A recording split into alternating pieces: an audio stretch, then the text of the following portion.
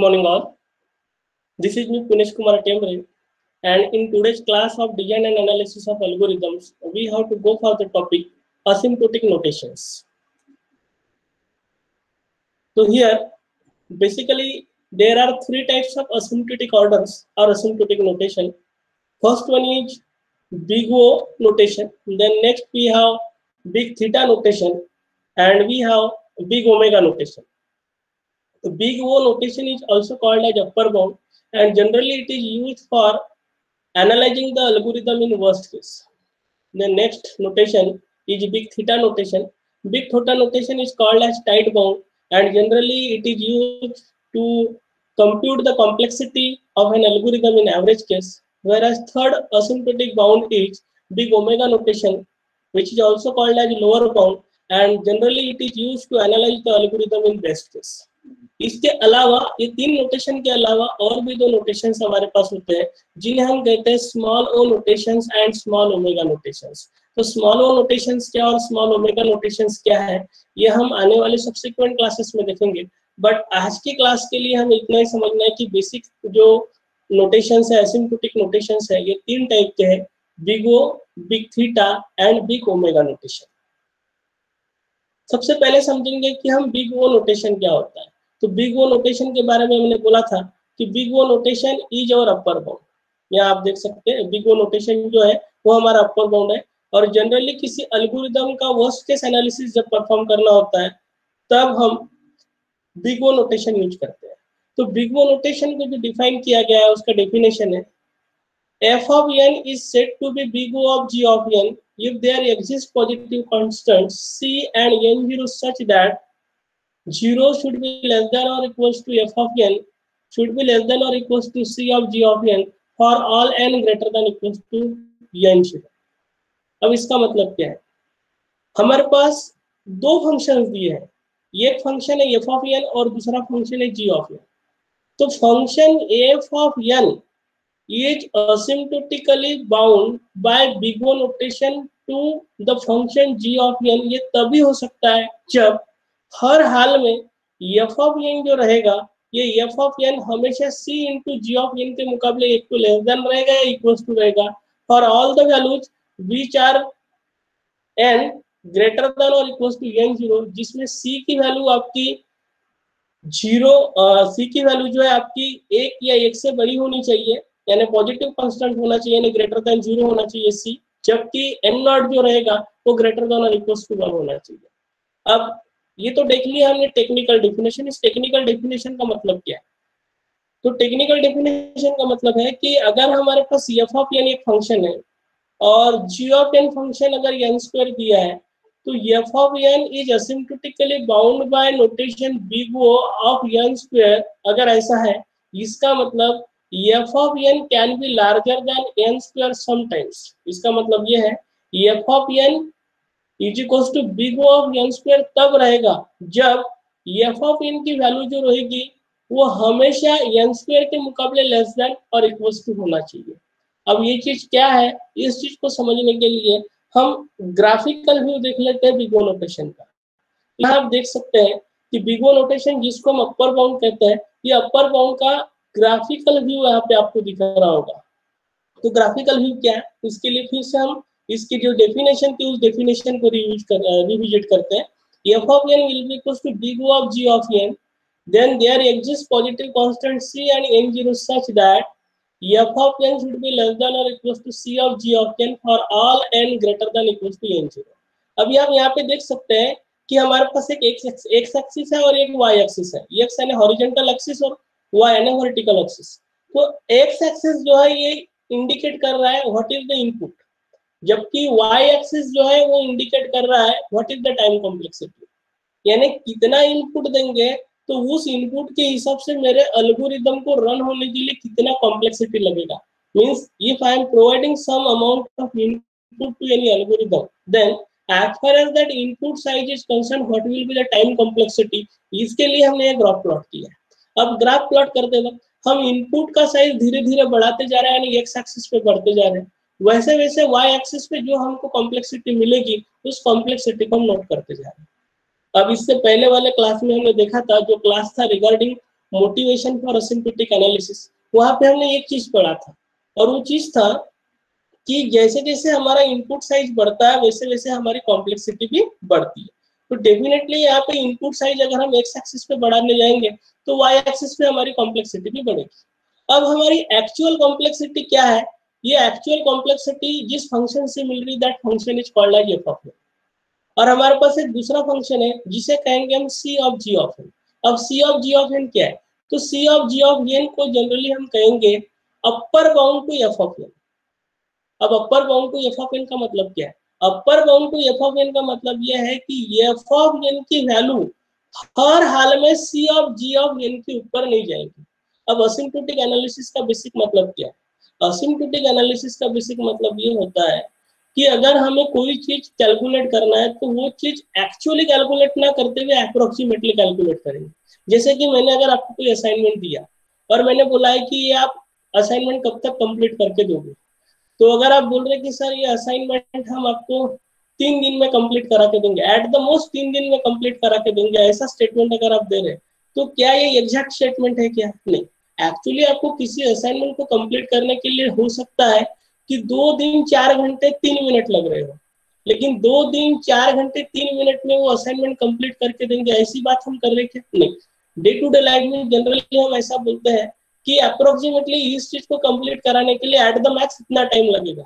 इसी चीज को जनरली हम असिम्प्टोटिक नेचर कहते हैं।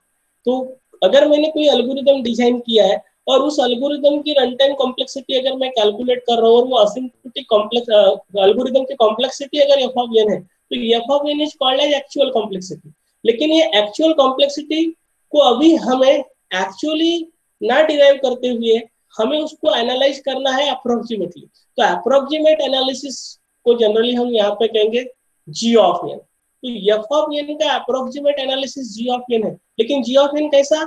Eight the most, at the max, यानी एफ ऑफ एन की ज्यादा से ज्यादा वैल्यू इतनी हो सकती है। यानी कौन सी बात कर रहे हैं हम? वर्स्ट केस की बात कर रहे हैं।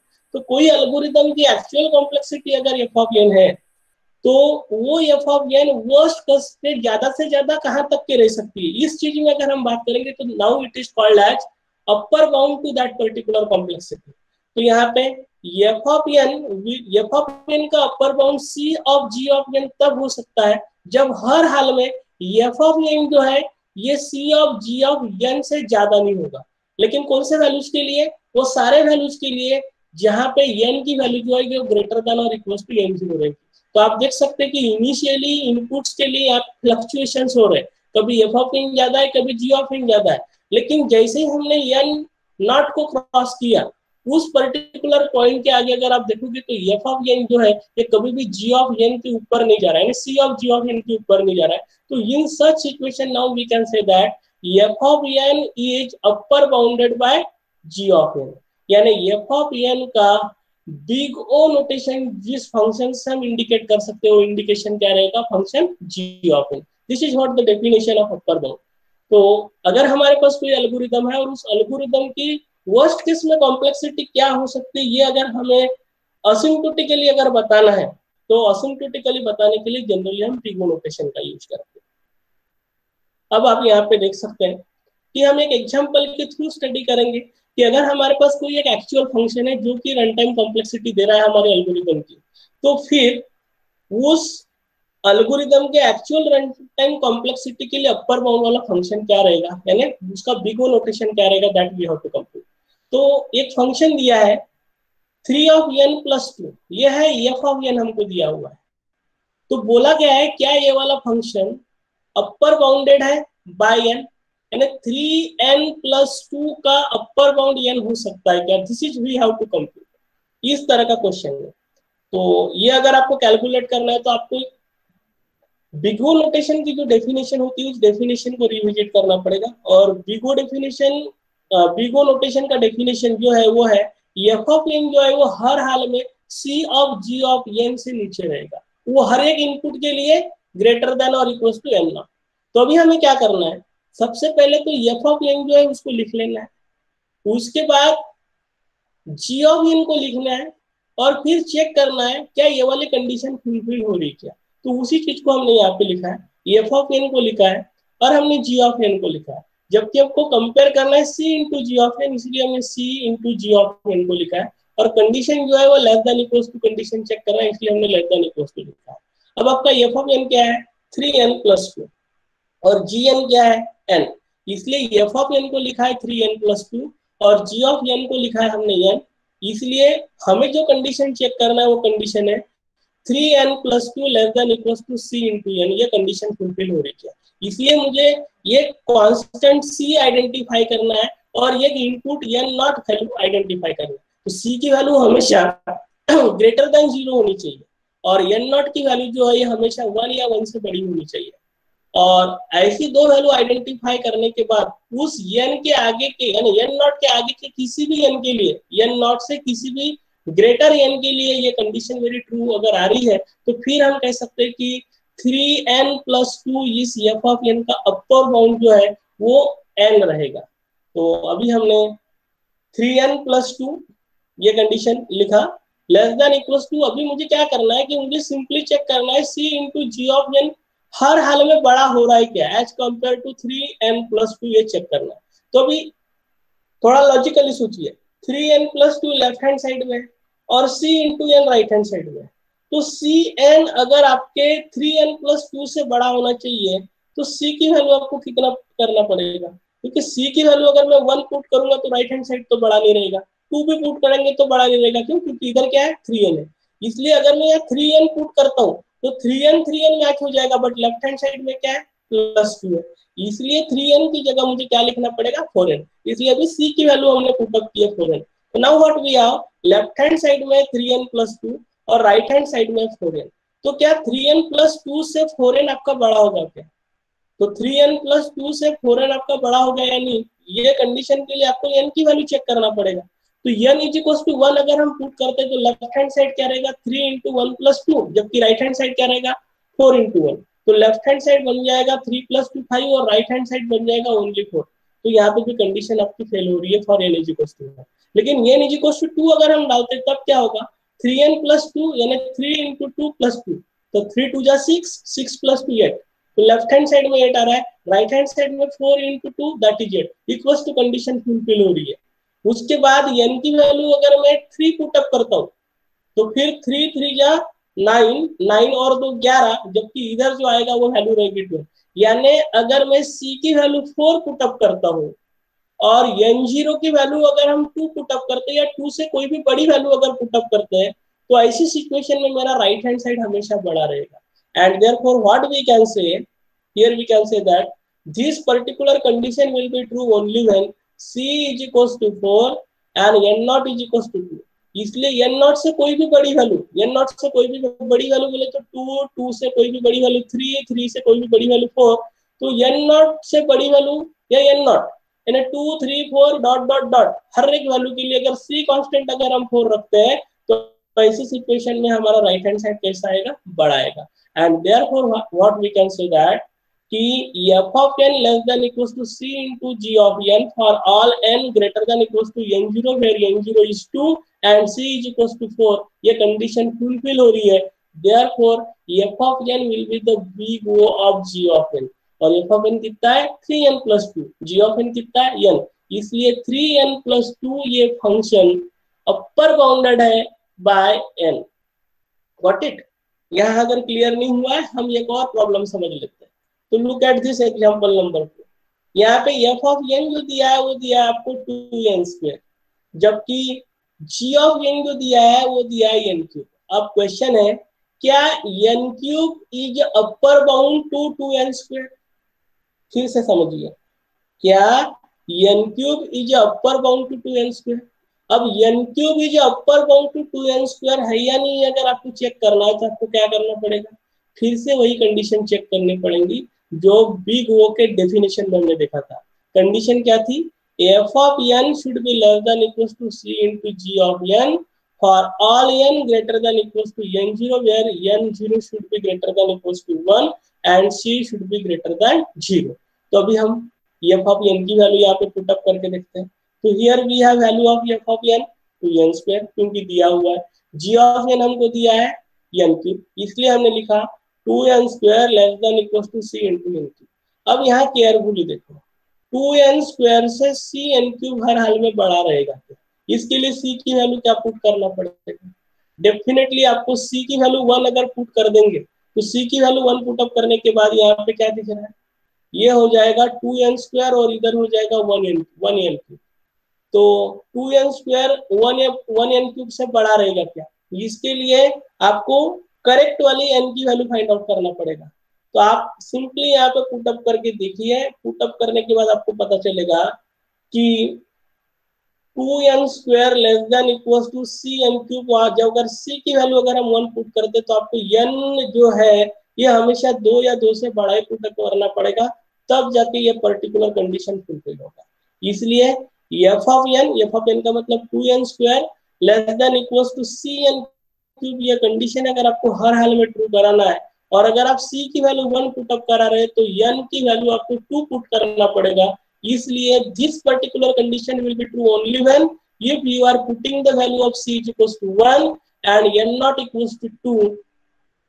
Therefore, as this particular condition is true, now we can say that 2n² is upper bounded by n. और क्लैरिटी के लिए हम एक और प्रॉब्लम स्टडी कर लेते हैं।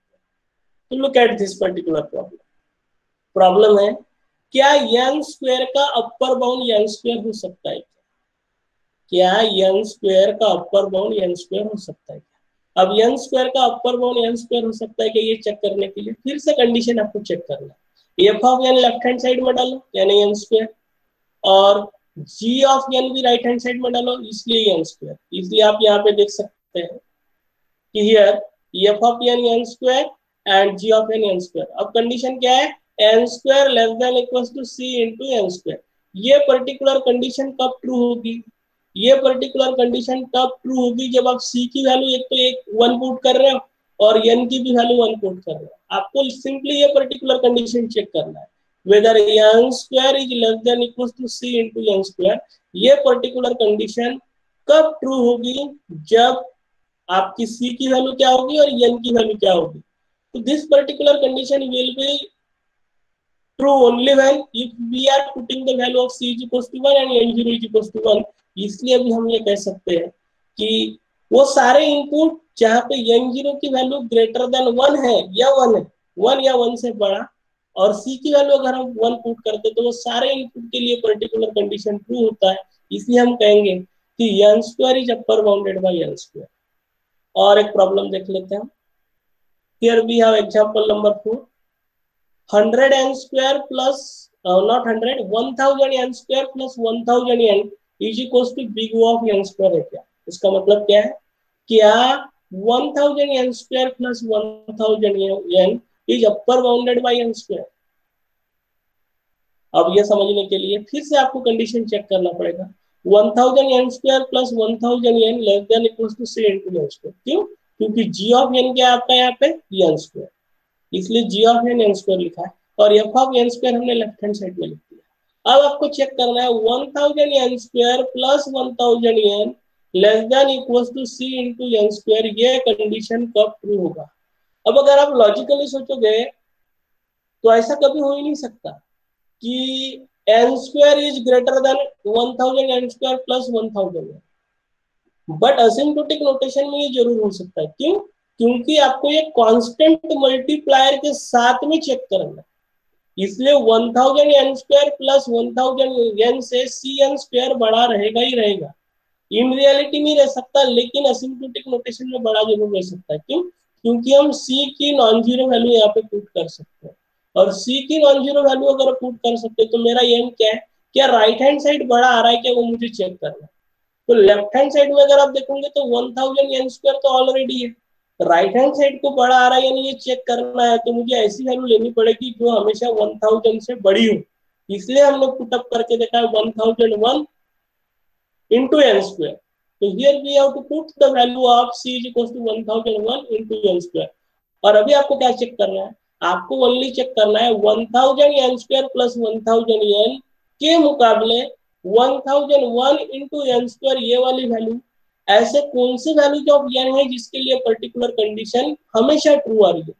तो पता चला कि n0 की वैल्यू अगर हम 1 रखते हैं, n की वैल्यू अगर हम 1 रखते हैं या 1 से कोई भी बड़ी वैल्यू अगर रखते हैं तो ये पर्टिकुलर कंडीशन हमेशा ट्रू आ रहा है, इसलिए अभी हम बोलेंगे कि दिस कंडीशन जो अपर बाउंड की जो कंडीशन होती है f of n less than equal to c into g of n, ये पर्टिकुलर कंडीशन ट्रू आ रही है अगर हम सी की वैल्यू 1001 रख रहे हैं और एन की वैल्यू 1 और 1 से कोई भी बड़ी वैल्यू अगर रख रहे हैं तो ये पर्टिकुलर कंडीशन ट्रू आ रहा है। Therefore here we can say that 1000 n square plus 1000 n is upper bounded by n square। अब हम लास्ट प्रॉब्लम देख लेते हैं related to big O notation. अब सवाल है whether n is upper bounded by n square, n का upper bound n square हो सकता है क्या? तो n का अपर बाउंड n स्क्वायर हो सकता है कि ये चेक करने के लिए हमने f ऑफ n यानी n ले लिया और g ऑफ n यानी n स्क्वायर लिया और अभी कंडीशन चेक करना है whether n is less than equal to c into n square, n is less than equal to c into n square. अब ये पर्टिकुलर कंडीशन कभी ट्रू होगी या नहीं होगी that we have to check. अब अगर हमें चेक करना है तो ये पर्टिकुलर कंडीशन ट्रू कब होगी?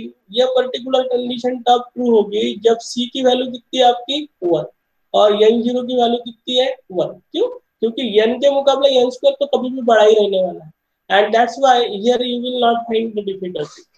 इसलिए आपका राइट हैंड साइड हमेशा बड़ा रहने वाला है, इसलिए c is equals to 1 और n not equals to 1 अगर रखेंगे तो डेफिनेटली ये कंडीशन ट्रू आने वाला है, इसलिए अपर बाउंड है।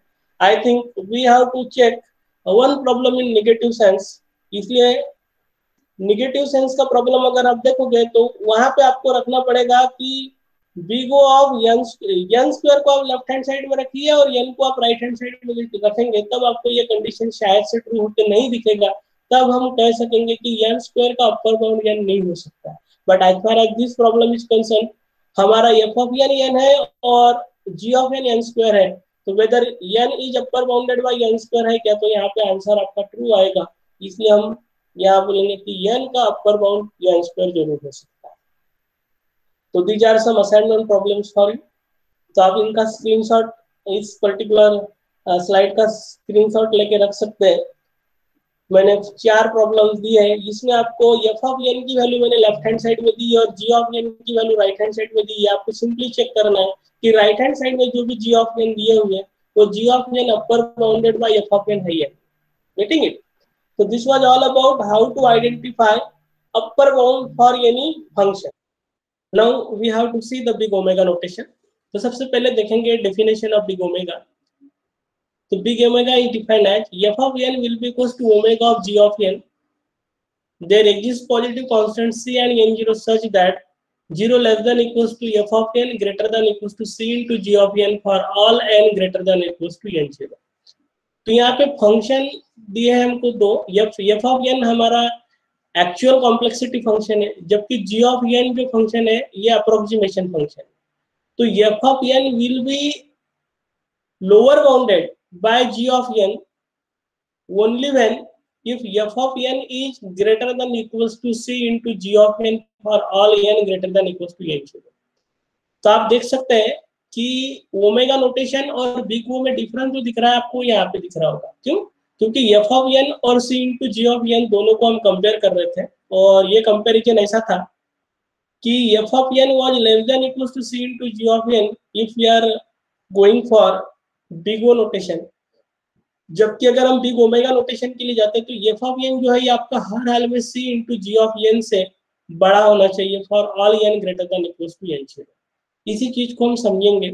सबसे पहले देख लेते हैं कि इसका ग्राफिकल रिप्रेजेंटेशन कैसा होता है। तो graphical representation of big omega is like this. Big omega को जनरली हम लोअर बाउंड बोलते हैं। अब यहाँ पे f ऑफ n मेरा actual run time complexity function है जबकि c into g of n जो है ये लोअर बाउंड फंक्शन है। तो f ऑफ n की वैल्यू जो है n नॉट के बाद हमेशा c into g of n से बड़ी होनी चाहिए। तो अगर हमको दो फंक्शन दिए हैं f ऑफ n और g ऑफ n और बोला गया है कि g of n lower bound of f of n है या नहीं, तो आपको क्या करना पड़ेगा, हमें कंडीशन चेक करनी पड़ेगी f of n greater than equals to c into g of n true है या नहीं for all n greater than equals to n।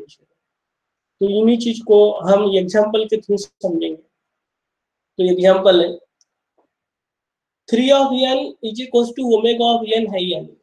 तो f ऑफ n जो दिया है वो है 3n प्लस 2, जबकि जिस पर्टिकुलर फंक्शन को लोअर बाउंड है या नहीं चेक करना है वो है n, यानी हमें चेक करना है कि 3n+2 is lower bounded by n और नॉट।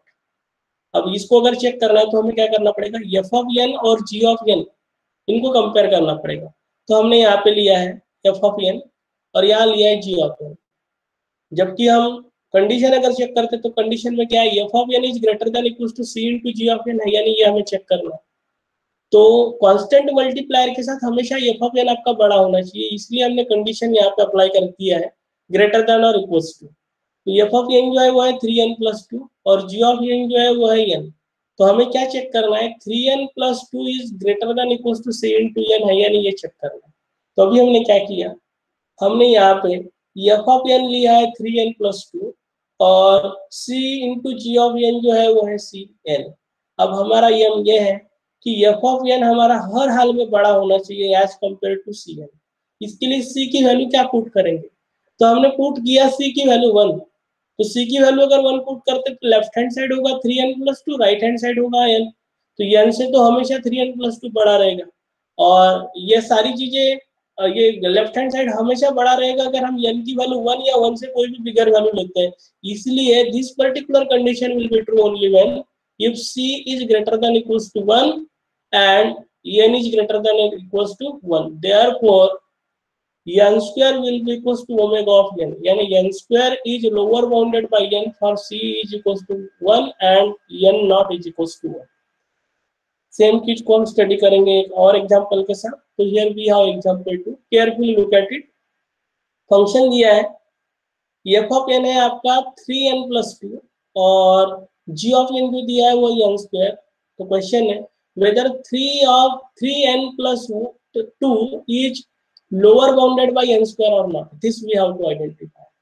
तो फिर से कॉन्सेप्ट सेम, हमको कंडीशन चेक करना है f of n is greater than equal to c into g of n for all n greater than equal to n0 और not, this we have to. अब ये हम कैसे करेंगे, तो हमने लेफ्ट हैंड साइड में रखा है f ऑफ n और राइट हैंड साइड में रखा है g ऑफ n। तो आपका f ऑफ n क्या है 3n+2, इसलिए हमने यहाँ पे लिखा है 3n+2 और g ऑफ n क्या आपका n स्क्वायर, इसलिए हमने इधर में रखा है n square. And now what we have to do, 3n+2 is greater than equals to cn square, ऐसा कौन से c के लिए हो रहा है और सारे वैल्यू जो ग्रेटर देन n नॉट है उसके लिए चेक करना है। तो हमने क्या किया, 3n+2 हमेशा cn स्क्वायर से बड़ा आएगा, ऐसे c की कौन सी वैल्यू होगी। तो अगर हम c is equal to 1 put up करके देखा तो लेफ्ट हैंड साइड होता है आपका 3n+2, राइट हैंड साइड होगा n स्क्वायर। तो अगर हम इसको केयरफुली अगर देखेंगे तो 3n+2 is greater then n square, ऐसा कभी हो सकता है क्या। तो ये एक पर्टिकुलर वैल्यू के बाद उसके बाद के n वाले सारे लार्जर वैल्यूज के लिए कंडीशन कभी ट्रू नहीं हो सकती। 3n+2 is always greater than n square, ये कंडीशन कभी भी ट्रू नहीं हो सकता है। Therefore this condition will not be true when c is greater than equals to 1 and n not greater than 3, therefore n square is not upper bounded by n। so this is what the output इस particular question का answer ये रहेगा कि 3n+2 का lower bound कभी भी n square नहीं हो सकता। we have to go for one more problem, example 3, n square is lower bounded by n or not। Question है n square is lower bounded by n और not. अब इसको हम कैसे चेक करेंगे, तो फिर से कंडीशन आपको सेम चेक करना है। सबसे पहले तो आप f ऑफ n लिख दो, तो f ऑफ n कितना है, f ऑफ n है आपका n स्क्वायर और g ऑफ n क्या है n, इसलिए हमने n लिखा। और अभी कंडीशन चेक करना है n square is greater than equals to cn, c की वैल्यू हम 1 पुट अप करके देखते हैं। तो क्या n square is greater than equals to n, अब n का वैल्यू आप 1 लो 2 लो 3 लो कोई भी वैल्यू लो, हर बार n स्क्वायर जो है हमेशा आपका n से बड़ा ही रहेगा और ये कंडीशन ट्रू हो रही है। therefore here we can say that n square is omega of n, यानी n square is lower bounded by n for c is equals to 1 and n0 greater than or equals to 1। we have to go for one more problem, example 4। example 4 है n square is lower bounded by n cube or not, n square का lower bound n cube हो सकता है क्या। तो n square का lower bound n cube हो सकता है कि ये चेक करने के लिए आपको एफ ऑफ एन को लिखना है यानी n square, g of N को लिखना है यानी एन क्यूब, और अभी कंडीशन चेक करना है n square is greater than equal to c into n cube. तो यहाँ पे आपको क्लियरली दिखेगा कि एन स्क्वायर कभी भी एन क्यूब से बड़ा हो ही नहीं सकता। So that's why it will not be true only when c is greater than c is equals to 1 and n 0 greater than 1. Therefore, n square is not lower bounded by n cube. यहाँ पे printing mistake है, you have to clarify it. So here it should be n square not equals to omega of n cube. Carefully clarify it. So n square is not lower bounded by n cube. This is the answer for this example. Now we have to go for the next notation. This is what our big theta notation. So earlier we have studied what is our big omega notation. Prior to that we have studied what is our big O notation. तो big O notation कौन सा bound था आपका? big O notation जो था वो था आपका अपर बाउंड, अपर और लोअर, क्योंकि हमने तीन अलग अलग बाउंड्स फाइंड आउट किए। एक ओमेगा नोटेशन, तो आप अब देख सकते हैं यहाँ पे हियर बिग ओमेगा जो था वो आपका लोअर बाउंड और बिग ओ जो था वो आपका upper bound. Now here we have to go for next notation that is big theta notation. तो big theta notation is generally called as a tight bound.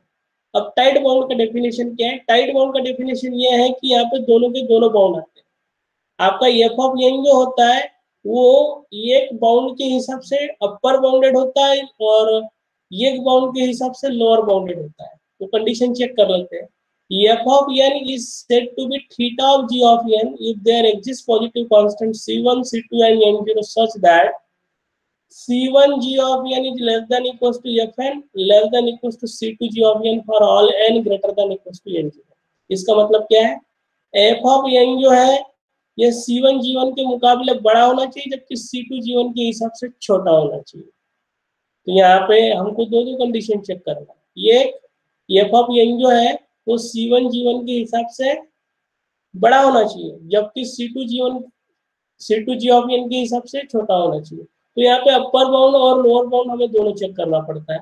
इसलिए अगर आप देखेंगे तो इसका सिंपल मीनिंग है f of n will be equals to theta of g of n only n if f of n is big O of g of n and f of n is omega of ji of n। यानी अपर bounded भी होना चाहिए c1 g1 एक आपके notation के एक bound के हिसाब से और साथ में gn के हिसाब से c2 gn के हिसाब से वो लोअर बाउंडेड भी होना चाहिए। तो यही चीजें हम चेक करेंगे। अगर हम इसका ग्राफिकल व्यू देखते हैं तो ग्राफिकल व्यू आपको दिखेगा एफ ऑफ एन यानी हमारा एक्चुअल कॉम्प्लेक्सिटी फंक्शन जो है वो इस तरीके से है। तो actual complexity function run time complexity function जो है it is bounded by c1 g of n as well as c2 g of n। c1 g of n के हिसाब से f of n जो है ये लोअर बाउंडेड है जबकि c2 g of n जो है this is what upper bound to f of n।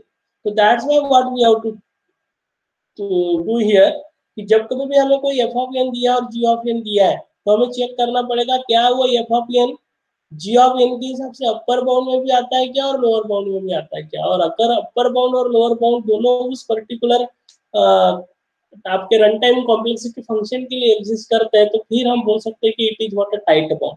तो एक एग्जांपल के थ्रू हम इस चीज को समझने की कोशिश करेंगे। तो here we have the question f of n is given as 3n plus 2 with and we have to check whether it is tight bounded by n or not। तो 3n plus 2 is tight bounded by n or not, this we have to check। तो हमें क्या check करना है? f of n जो दिया है वो 3n plus 1 3n plus 2 है तो f of n 3n plus 2 हमें दिया हुआ है। and now what we have to do, f of n को c1 g of n और c2 g of n दोनों के हिसाब से चेक करना पड़ेगा। तो ये किसमें तो हमको सबसे पहले चेक करना है f of n का लोअर बाउंड क्या है और ये किसमें चेक करना है f of n का अपर बाउंड क्या है। For that what we have to do, c1 into g of n less than equals to f of n less than equals to c2 into g of n ये particular condition को check करना है। अब ये condition को check करने के लिए g of n क्या दिया आपको n, इसलिए हमने यहाँ पे g of n n लिखा। यहाँ पे भी अगर आप देखेंगे तो हमने यहाँ n लिखा। एंड नाउ हमें जो कंडीशन चेक करना है वो है c1 into n less than equals to 3n plus 2 less than equals to c2 into n। ये ऐसे कोई सी वैल्यू के लिए एग्जिस्ट करता है क्या, जिसमें C1 C2 ग्रेटर देन 0 होना चाहिए और n जो है आपका greater than equals to n0 greater than equals to 1 होना चाहिए। तो ये कंडीशन ट्रू आ रहा है, यानी इसके लिए हमने चेक किया कि अगर 3 ऑफ n और C1n इसको अगर कंपेयर करते हैं, C की वैल्यू अगर C1 की वैल्यू अगर हम 1 पुट अप कर लेते हैं तो लेफ्ट हैंड साइड जो बन जाएगा वो बन जाएगा n, और n के मुकाबले 3n+2 तो हमेशा बड़ा रहेगा ही रहेगा। अब आप n की वैल्यू यहाँ पे 1 पुट करो, 2 पुट करो, कुछ भी पुट करो, लेकिन f ऑफ n जो आपका 3n+2 दिया हुआ है ये हमेशा n से बड़ा रहेगा। तो यहाँ पे लोअर बाउंड वाली कंडीशन जो है वो बिल्कुल ट्रू हो रही है, बट साइमल्टेनियसली हमें अपर बाउंड वाली कंडीशन भी चेक करना है। क्यों? क्योंकि थीटा तभी आपका यूजफुल हो सकता है जब दोनों के दोनों कंडीशंस फुलफिल करेंगे। तो यहाँ पे आपको चेक करना पड़ेगा, यहाँ कंडीशन आपका दिया है कि 3n+2 should be always less than और equal to C2 of n। इसके लिए C2 की वैल्यू आपको प्रॉपरली चूज करना पड़ेगा। तो C2 की वैल्यू अगर मैं 1 लेता हूँ, 2 लेता हूँ या 3 लेता हूँ तो 3n+2 ही ग्रेटर रहने वाला है, लेकिन मुझे राइट हैंड साइड यहाँ पे बड़ा करना है, और राइट हैंड साइड बड़ा अगर करना है तो C2 की वैल्यू मुझे प्रॉपरली चूज करनी पड़ेगी and that value will be equal to 4। तो अगर हम C2 की वैल्यू 4 अगर चूज कर लेते हैं तो देन 3n+2 के मुकाबले 4n हमेशा बड़ा रहेगा for all the values of n which are greater than और इक्वल्स टू 1। देयरफॉर पूरा कंडीशन जो है C1 into G of n less than equals to f of n less than equals to C2 into G of n, ये पूरा condition true तब रहेगा जब C1 की वैल्यू आपकी 1 रहेगी, C2 की वैल्यू आपका 4 या 4 से ग्रेटर रहेगा और n0 का वैल्यू 1 रहेगा। Then we can say that this particular condition will be true for C1 is equals to 1, C2 is equals to 4 and n0 is equals to 1. Therefore 3n+2 is tight bounded by n। तो 3n+2 का tight bound n हो सकता है। This is what true. Then this is what one assignment problem given to you. तो दो problems यहाँ पे दिए, आप इसका स्क्रीनशॉट्स ले सकते हैं। पहला है ट्वाइस n³ + 7n + 1000, इसका टाइट बाउंड n³ होगा क्या? और सेकंड क्वेश्चन है 2n + n², इसका अपर बाउंड 2n होगा क्या? तो you have to solve it on the basis of all the input which is provided by this particular lecture. So this is all about asymptotic notations from my